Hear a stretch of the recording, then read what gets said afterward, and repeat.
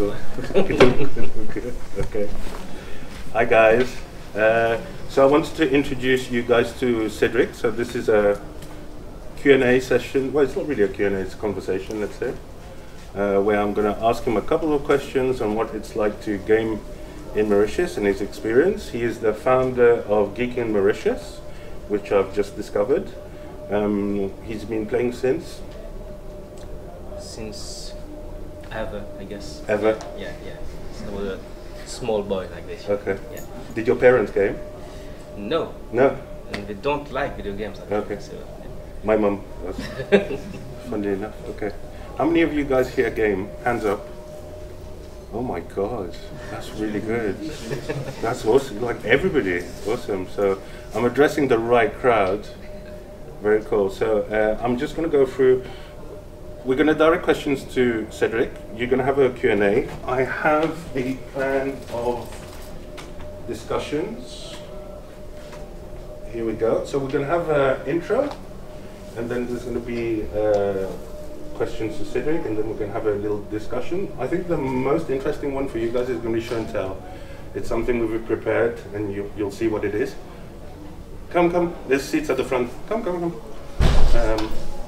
And then we're going to leave a bit of time for Q&A. So let's get straight to it. And I think this works. Excellent. And this is our static, non-static frame. Cedric, who are you? Hello. Hi, so I'm Cedric. I'm 30-ish year old. And yeah, I've been gaming like for forever. We'll see later in the show and tell, since when I've been gaming. And it's been 3 years now since I founded Geekin Mauritius. So Geeking is like it's a community for gamers, geeks, movie lovers, anime lovers. You can find us on Facebook, Instagram. We also have a blog and a group where everyone can share all their favorite memes about gaming and stuff. We also do like podcasts and small events. We might have an event coming in August or September, so you can just follow us on Facebook to know about that. Yeah, that's about it. Okay. So in the introduction, I talked to you about when you started gaming. So do you have an age? And can you tell us a bit about those first experiences? I think about the age might be like, I don't know, 5, 6 year old, playing on the Mega Drive. For those who know, Sega Mega Drive. It's like an old console, and I remember playing games like eFootball. At that time, was just like small pixels moving, making lots of sound, and trying to move a ball. And we have like a Shinobi, which was like a ninja game, and then came the more classics one, like Sonic and Donkey Kong, and then later Mario and stuff like that. But yeah, I remember playing on the Mega Drive. So we have like those huge discs that when the game was not playing, you have to remove it, and then you have to blow into it, and apparently it doesn't make any difference. But it works in your head. It works, so you had to do it, and then you plug it back, and yeah, it's magic. It works again. But it was like my only console, because after that, what became mainstream was like the PlayStation 1. Later Xbox and stuff, but I never owned a PlayStation or an Xbox because later on I began to play on PC, and until today I'm still a PC player. So you thrown away you thrown away the console? You thrown away the console? No. It's l'antiquité. Can I ask the audience a question? Okay, hands up, PC gamers. Oh my God. Hey! Console gamers? Okay, you both, okay. What's the other one? Handheld gamers? Yeah, oh, you can me too, actually. Count them, 1, 2, 3, 4, 5. Okay, so you are here. Is everybody on Steam for the handheld? Yeah, okay. Yeah, I left my handheld because I've got a Nintendo Switch.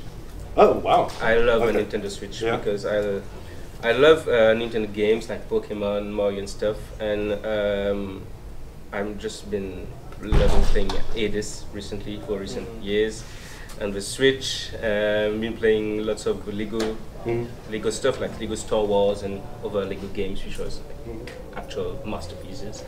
And yeah, so and the Switch is cool because you're on the move, you can bring the console with you from a trip from DEVCON to back to QAP. You can play some games in the metro. Instead of TikToking. Yeah. Good stuff. So, can you tell us about? So you tell us about Geekin. How did it start? And let's start with that, and then I'll ask you a few questions. So, you know, when I've been growing up, we have lots of like spots to meet with gamers, like we call it Cyber Café à l'époque. We have lots of that, so that's where I met some of my good friends actually. And then, you know, with internet, we had that social link that began to disappear because we were able to play together, but it was online, so we didn't really meet in real life. So that's about the gaming part, but I saw through events in Mauritius like Anime Next, Cosmocon, I don't know if you guys know about them. So there were like geek gatherings in Mauritius. But there's lots of geek communities in Mauritius, but we're all like separated, you know. So the gamers are in the corner, the cosplayers in the corner, movie lovers in the corner. So I was like, you know, Mauritius is a small country. So why not try to make something that can bring everyone together? So the idea actually came during the first pandemic. I was going to ask about COVID. Yeah. And the effects it had on the community, because I think everybody was forced. Yeah. So I created Geekin during the first lockdown. Lockdown. Thank you. So during the first lockdown, and you know, at the start it was just to like relay information about what's happening in the geek industry, so the movie industry, gaming industry. So we were just like sharing news. I was doing it with friends before. When I created the Facebook page, we began to share with everyone. We began to get some followers, and in the 2020, October 2020, we met our first event for Halloween, and we had a gathering of 50 people, and it just started growing from there. We began with our podcasts. We did events with l'Institut Français de Maurice, IFM. We are still collaborating with them today. Yeah, the community just continues to grow. You know? So about the community, because I didn't know anything about it when I met you. So what are you guys gaming? What is your kind of like, you know, choice game effectively of? Well, the thing is, like, Geeking is not like I don't know, like specialized in one thing. You know? So when we do our big gatherings, we prefer to cater for everyone.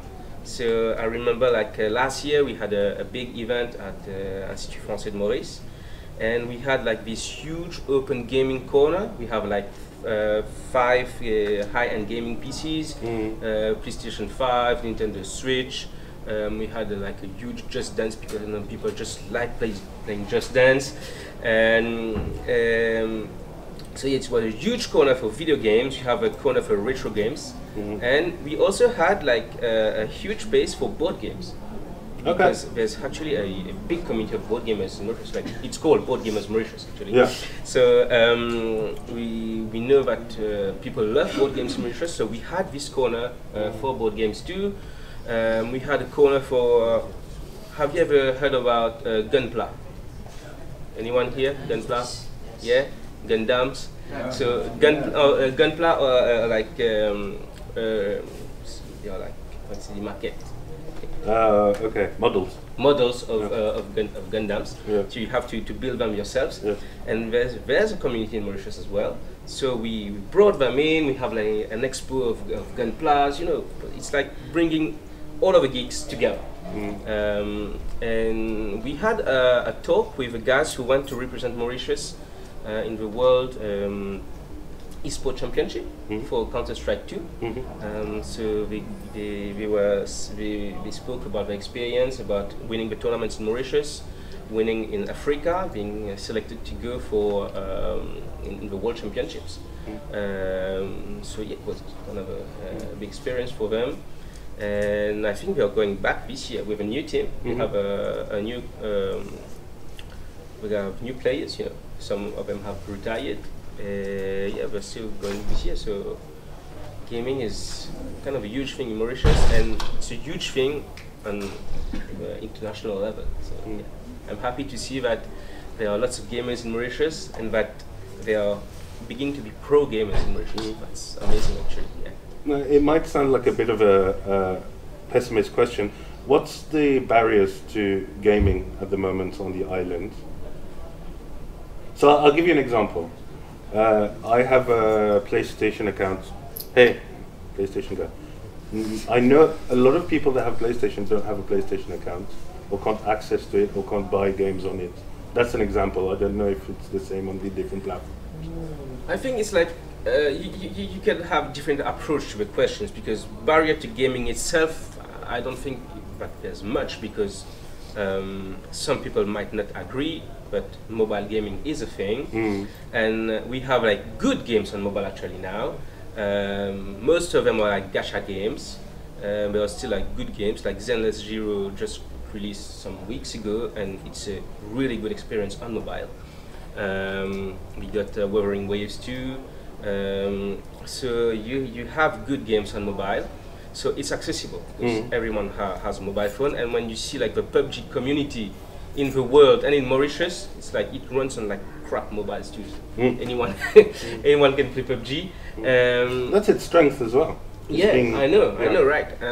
So I don't think like there are like many barriers to gaming itself. It might be like if you want to go pro, that's a huge issue, because the first thing is like parents. Don't get me back. No, don't get me back.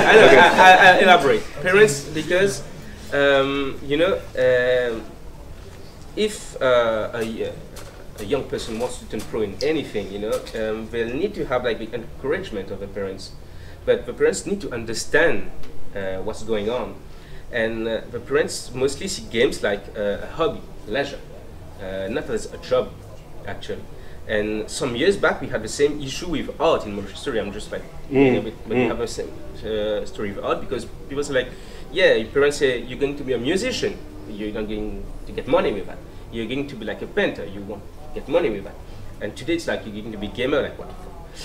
Sorry, gaming it's like and even if the young one, he wants to be like a game developer, he wants to be like a game designer, he won't necessarily be encouraged to do that, to pursue that.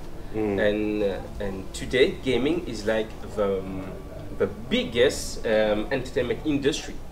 It makes more money than movies and music together. So I think that the people encouraging the next generation should understand what's up about gaming. It's not just playing video games. It's like a huge industry.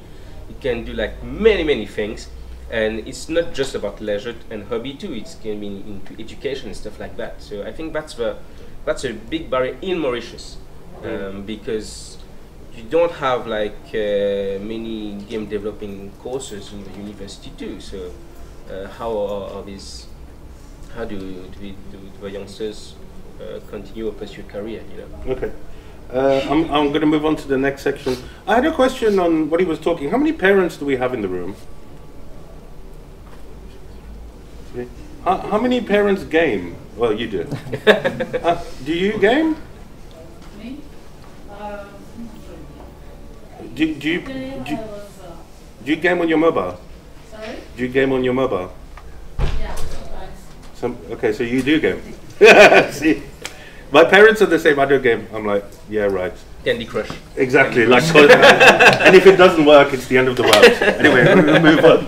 to the next chapter. Guys, if you need to contact Cedric and get involved with Geekin, just talk to him at the end of the session. I'm just going to fire through because we've got a lot of exciting stuff to talk about. And now it's time for Chantal. I'm going to start with Cedric. Cedric, keep your eyes on the screen. Yeah. You know what's coming up anyway. Yeah. And then I'm going to ask you a couple of questions on. So basically, so when doing this presentation, I've been gaming since I was 3? Yeah, 3 years old. I was a BBC Acorn back then.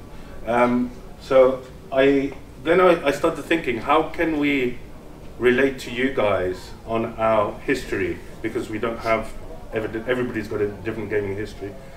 Cedric's going to tell us a bit. I hope this works, because this presentation is like 19 gigabytes actually. So here we go.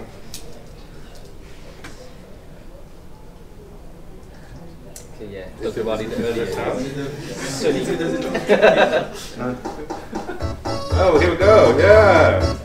All right. Okay, so I'm not going to play the full screen. So tell us a bit about Sonic. Well, like I told earlier, it was like one of my first gaming souvenirs on the Mega Drive. And it was like a really, really fun game. And the main difference that it was like so fast-paced, you know. All the other games were like really slow, like pixels moving, but Sonic was like, you know, all about speed, and that's what I loved about it. So yeah, and Sonic is like until today it's still like a huge game, and they still have new games being released. So yeah. Any fans of Sonic? Oh my god! They're still making new Sonics, right? Yeah. Okay. Yeah. Cool. I'm going to move on to the next one. Just when the level's finished. Look at that. Aha! Now this looks a bit more adulty. First crush. Yeah, Age of Empires 2. So when I got into PC gaming, it was mostly like my big brother who was playing at the time. So I began by watching him play, and he mostly played like either RPGs or real-time strategy. So I began playing like Age of Empires at a really early age, and it was like a big crush. Until I discovered Warcraft, of course.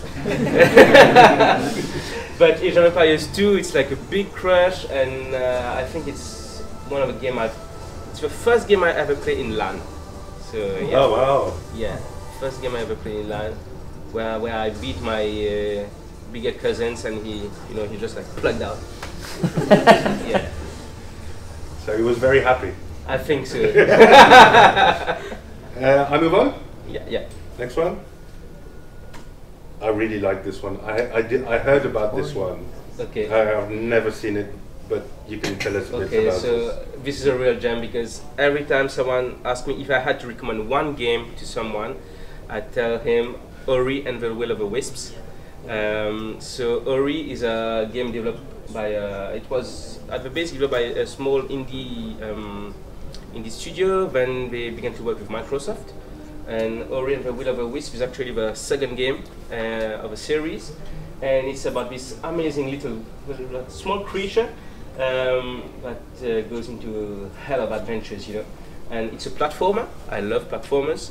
But it has this mix of 2D and 3D into it that creates a huge depth, and you know, like the boss fights, the chases are like amazing, and it really plays with your emotions too. Like the story is amazing, and you have like no voice acting, you know, like no words or stuff like that, but it's just emotions, and this game is like amazing. You should play Ori and the Will of the Wisps, and it's available on like every console, every platform, so PC, console, Switch, whatever you name it, you can play Ori.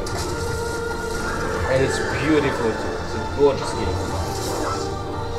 And I don't know if you've heard about like Metroidvanias. So a Metroidvania, it's like a game, it's like more like a puzzle where you have to unlock stuff and then come back to open gates and things like that. So Ori is a game like this. So the progression is non-linear. You know, you can do like different stages at different times. So yeah, it's a unique experience for every gamers. Cool. So yeah. I'm sorry about the quality of the screen. It's not very good, but I think you get the idea. Yeah, Ori, amazing game. Okay, we're moving on to the next one. And so what are you playing right now? Everybody under See, no, of course I'm playing Elden Ring, you know. Okay, that's actually me playing. Oh wow! Yeah, that's actually me playing against I was wondering why you were dying so much. So yeah, I mean, so for those who haven't played the DLC yet, sorry for the spoilers. But yeah, so this is the actually the Shadow of the Earth 3 expansion. So it just released like less than a month ago, and I just completed it like you know, like 5-6 days ago. It disappeared, so you know, there were spoilers. But yeah, this fight is against like big ass dragon, like a big dragon, and yeah, I just love playing Elden Ring. I never played like the Souls game before, like Dark Souls and stuff like that. My first Souls like experience was Elden Ring, and you know, my wife was away for a weekend, and I played like for 30 hours in a weekend. Actually, I fell in love with the game. So, so when the DLC got out, I bought it like instantly, you know.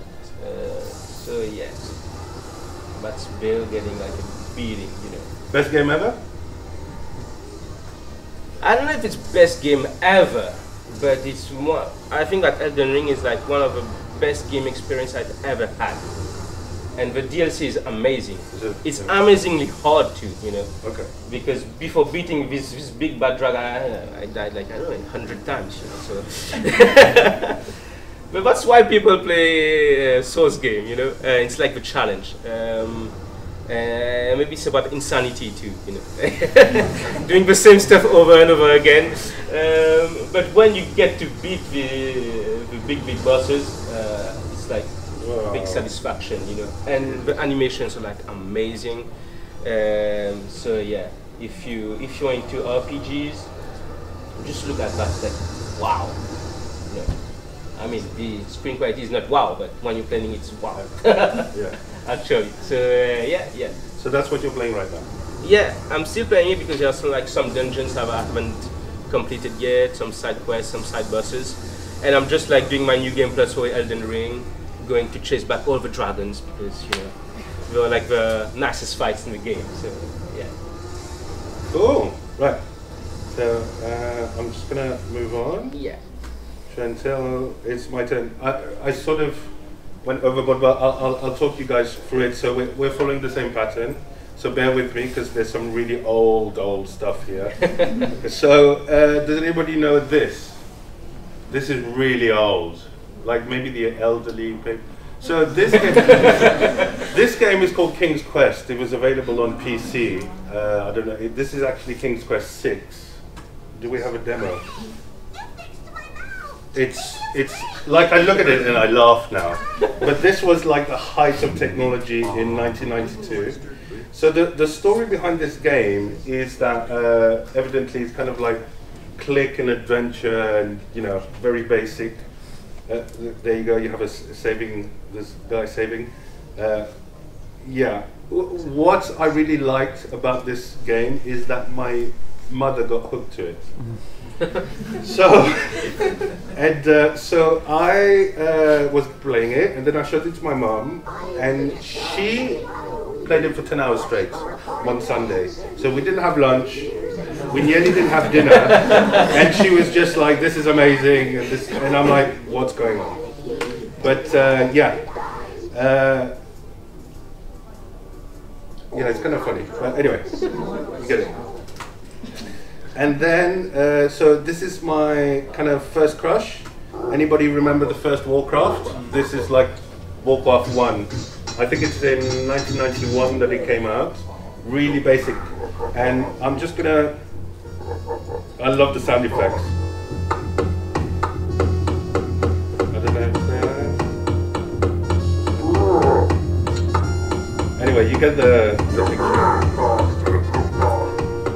So, okay, so that was back in the early 90s, and we come to today where we get something a bit more considerable, which is, of course, StarCraft. If anybody doesn't know StarCraft, that is like international. Oh no! Here we go. We'll be back. There we go. And yeah, it's a huge game. But I just wanted to show you guys StarCraft, just to give you the context of where it started to what it is now. And it's intense. And of course, if anybody knows StarCraft, everybody knows Cyril at the bottom, who's, I think, the world champion years in a row. Anyway, okay, that's my first crush. So I'm just going to go back to this one. So Warcraft 1, I was obsessed with it because, how old was I? I must have been 8 or 9. I remember drawing strategies on how to beat the opponent on paper, and like thinking about it, and then like practicing it, and obviously it failed. But you get the picture. Anyway, so move on. StarCraft. So this is my little gem. Has anybody heard of this game? It's called Dredge. No, it's not called that. Dredge. Sorry. Yeah. Oh, 2 people know about it. Okay, so it's really cool, and I wasn't too. I'll just explain to you what's going on here. So that's the time of the day. You're going to see an eye when it's night time. And the nighttime is the paranoia. So you've got paranoia meter. So the more paranoid you get, the more monsters are going to come from the deep and eat your fishing boats. So the whole, there you go.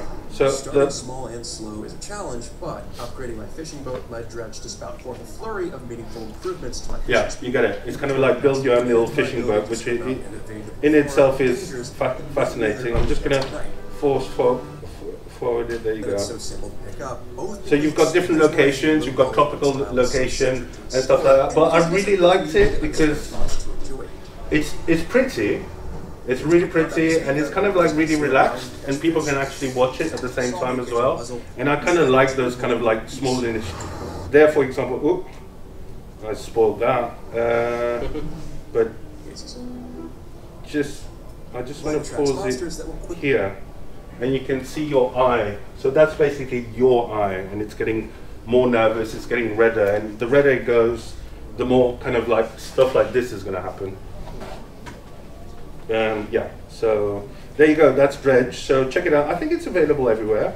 It came out last year. I think it won a couple of awards. And it's got a couple of expansions as well, which are really nice.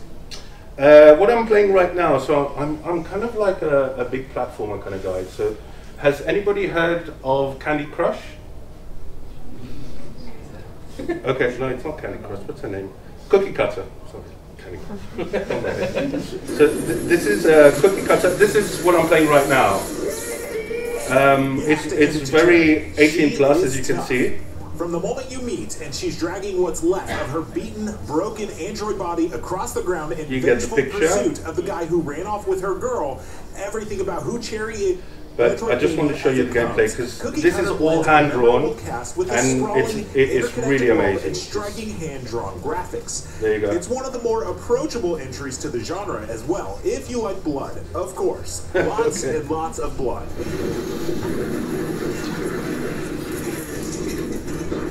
A lot of Metroidvanias released over the last few years have been grim, gothic, oh-so-serious affairs. So Cookie Cutter's unabashed, over-the-top presentation and celebration of color are refreshing.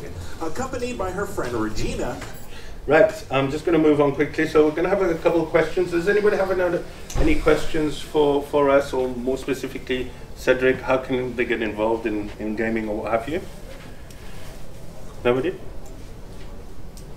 I have one. So we spoke about barriers to gaming and going pro. I think educating the population is very important. When we see South Korea, and now we are seeing even Europe is getting on board. Saudi Arabia, which is doing the EWC. But there's another thing. My personal experience is that even when we get, let's say, late, 15 years old, and we want to go on to newer games, ping is becoming a very barrier for us. Like, we want to get good practice, especially with new online games. When we are talking about CS and other LAN games, it can be practice. But let's say if we go to Apex Battle Royale style, that becomes more and more difficult, especially with skills that require more, less latency. So. Yeah, but that's true. That's interesting because, like, when I spoke to the guys that represented Mauritius, so for example, for CS, they were playing on South African servers, so it was okay. But when they went for the LAN in the tournament, they really felt the difference because everything was like instant, and they didn't play like that in Mauritius, So the way they practice was different, but they actually experienced. So it's a huge disadvantage because like your opponents, they are used to play like that, and sometimes like we joke around, say, yeah, you play Dota, League of Legends, you have like 300 MS, and say, yeah, if one day I got like 10 MS, I'll be better, but it's not necessarily true. Because you've been used to play like that, so you know that there has this small delay, and I don't know, for those who play like, I don't know, League of Legends, for example, you know that if you miss the flash, you're going to a wall. And if you have no delay, that's stuff that will happen. And that's something that I don't know how can be catered for in Mauritius, because this server side, and I don't know, no one wants to put servers in Africa, so that's a huge issue. I mean, like Valorant has a server now in Africa. We got CS, I think Call of Duty too.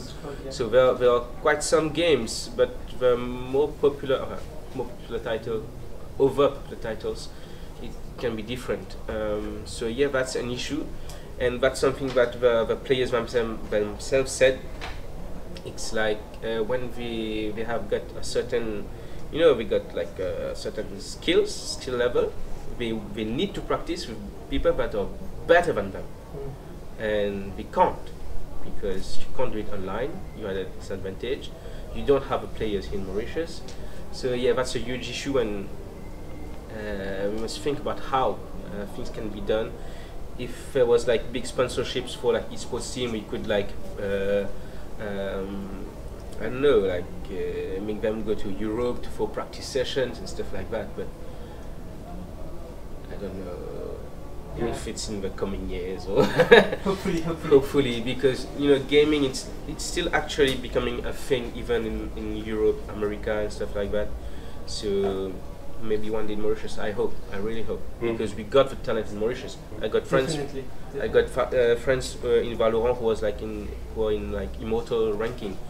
They can qualify for Valorant now. You can like any team can play for drafts to be qualified to get into the worlds, and they have this level, but we can't play because of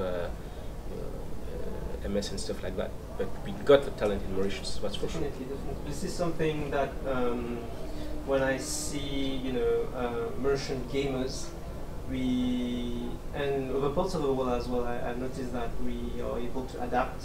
We have a different play style that people are not used to, and that sometimes can be an advantage.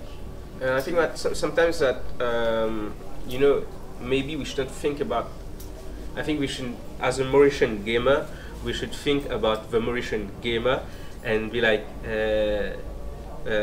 if the player himself can move and go to another country to play for a team, that would be like a huge thing.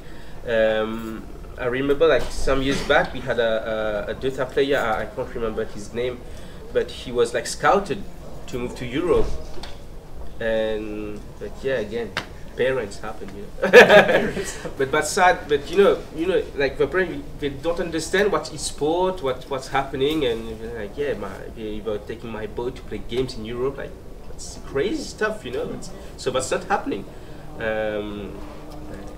But by knowing these kind of stories, we know that we have a talent in Mauritius. We got like that international level here in Mauritius. Maybe we need a couple of local servers. Counter-Strike server. Yeah, local. I don't know if you need local, because when you get the best in Mauritius, then you do what? I mean, the goal is to be like the best in the world. Yeah. Okay, any other questions? Oh, yeah. Yeah, you talked about the issues in gaming in Mauritius, and as the creator and the founder of Geekin, I would like to know what are your goals for this community and in general for the motion games? Okay, Geekin is all about like creating a community for like gatherings, and you know, we get together, we play together, we have some good time together, and we actually like had a pilot program with Institut Français de Maurice, where we tried to create a team of 5 players and train them for like 6 months. But the thing is like they got to choose the game, and because it was like backed by them, they chose like a Ubisoft game, Rainbow Six Siege, which is also an esport title. But the gamers actually they came from different backgrounds. They came from like CS, they came from like Valorant, so they didn't adapt for this game. So yeah, I think that the program worked, but maybe we should have chosen another game. So we are thinking about doing other stuff like that in the future, and but I mean, like for all that's international esport championships, that's more the esport federation in Mauritius that have a look into this, and we are not affiliated with them. Yeah. Okay, we're going to have to move on, so if you want to ask him any questions after the session, I'm just going to move on. We've got Cyber Room upstairs. So this is the first like kind of gaming what do you call it? Cyber gaming cafe in Mauritius. They've got one in Baudris and Rose Hill. I was there yesterday. This is their this is their office. It's in Baudris. This is Dimitri. So he's upstairs. You can ask him questions about it. They do LAN competitions. They also do PlayStation competitions as well, which is all very new to me. So please have a look and check out Cyber Room. They're really good fun, basically. And if you need to contact us, there's a QR code. I don't know if that's working properly. I tried to do something nice, but you know, we'll see. You can find me online anyway. And thank you everybody for the session today. We're just about on time.